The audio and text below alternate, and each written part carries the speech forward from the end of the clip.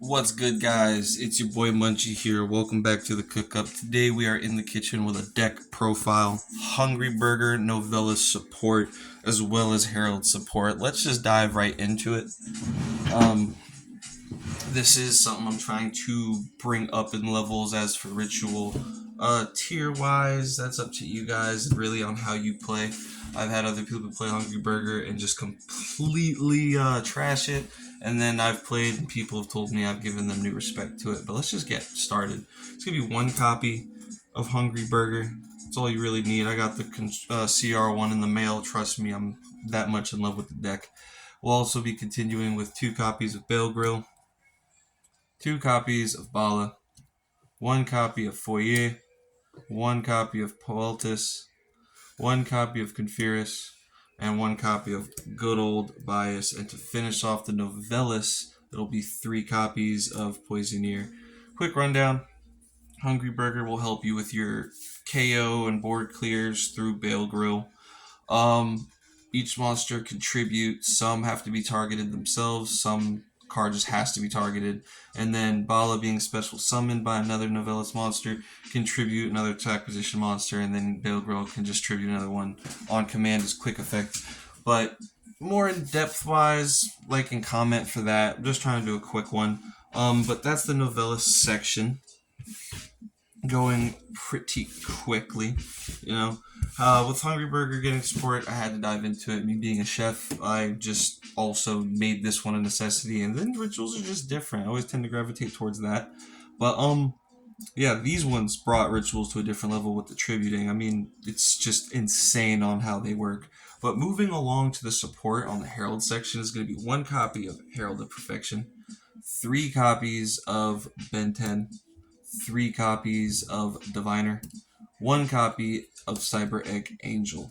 Now, Herald of Perfection is going to be our non once per turn, non once per chain Omni Negate that we try and get out.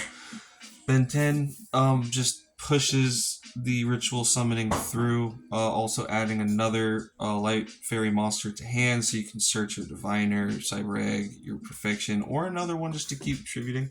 And then you got your Diviner, assist amazingly with the rituals, sending Herald of Arclight, obviously, from extra deck to grave. Anything else, too, that you may need, like Elder NST. Cyborg Angel, you'll see it helps you assist with your field spell that you can get off of it, Ritual Sanctuary. Really, the move is to search Diviner off of Ben 10, tribute Diviner after you use it for the Herald of Arclight to search, and then once you tribute it, you can special summon Cyber Angel to get the field spell, as you see in the combo vids. But that's it for the fairies.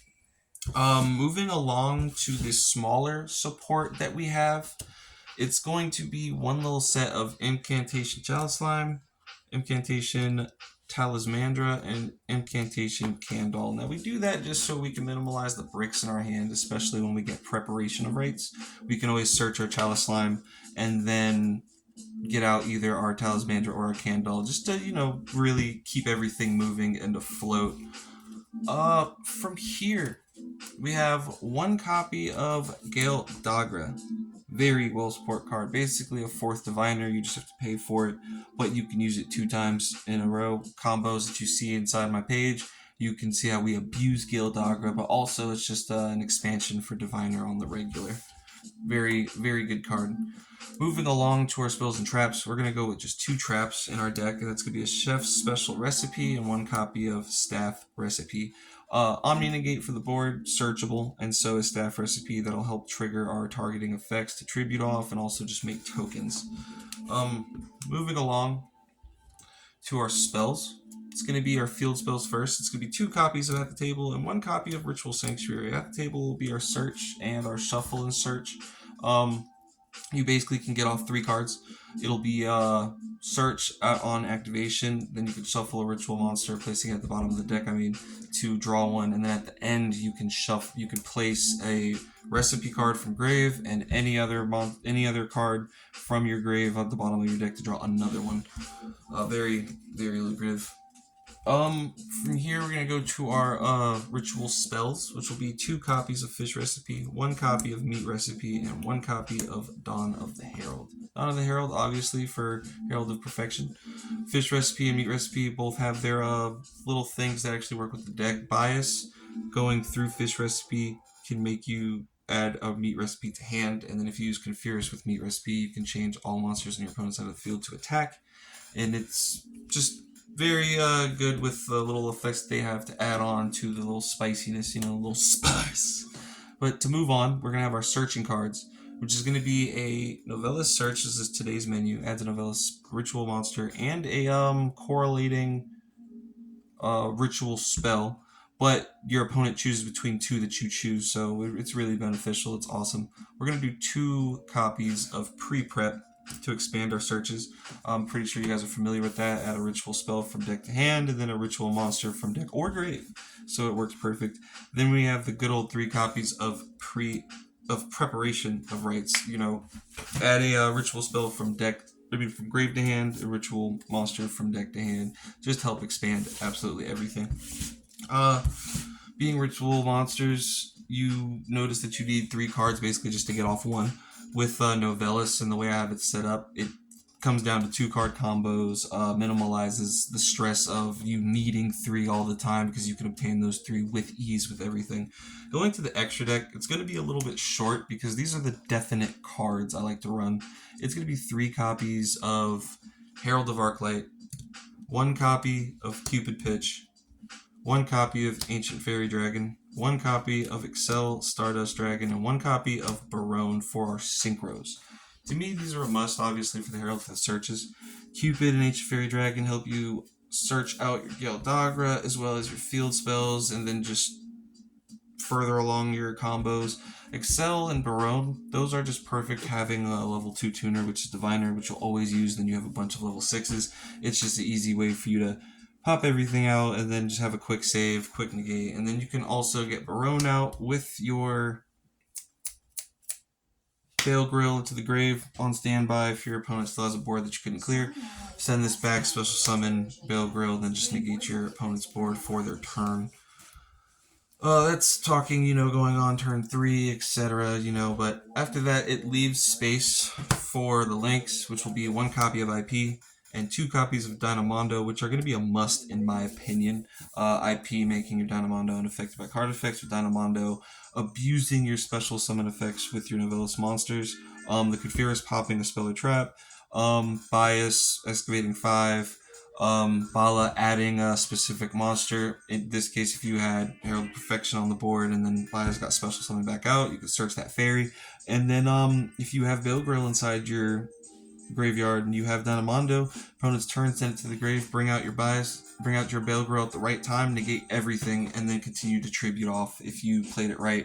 Because if you go from IP into Dynamondo, using your Hungry Burger, shuffle your Hungry Burger and 1 card on the field back into the deck, you can just bring back out your Bale Grill, or next turn your Bale Grill can just tribute off for Hungry Burger again.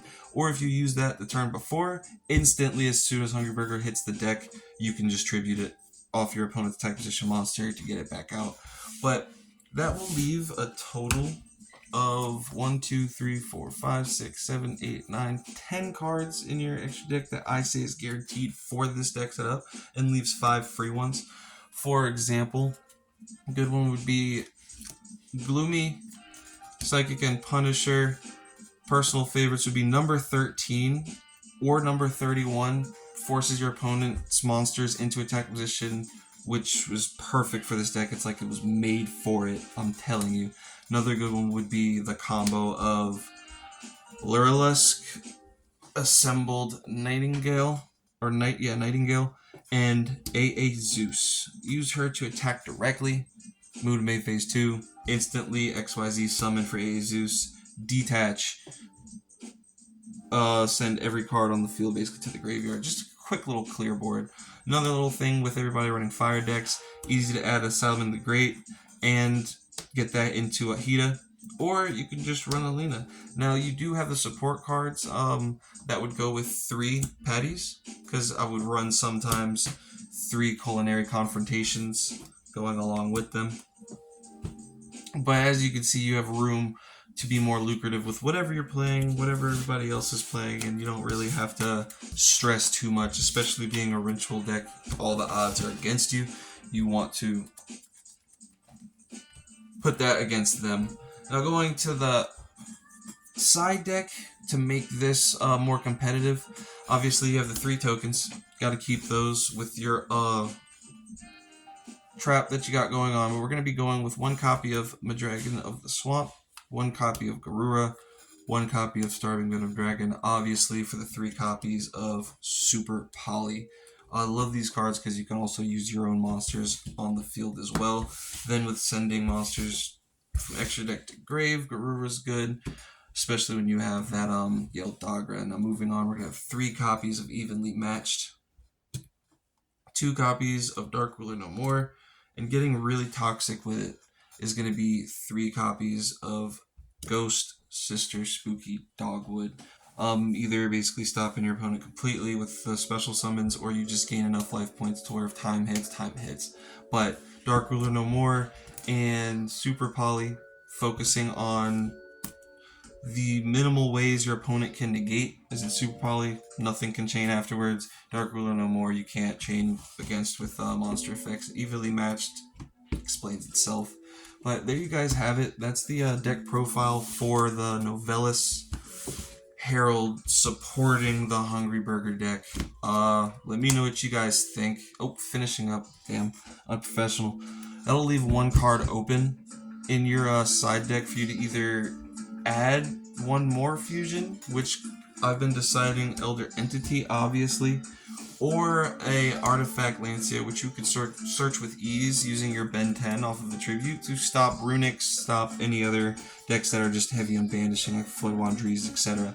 But there you guys have it. I appreciate y'all. Keep cooking, but you can't keep cooking in this kitchen, so get the hell out of here, and I'll see y'all in the next one. Have a good one.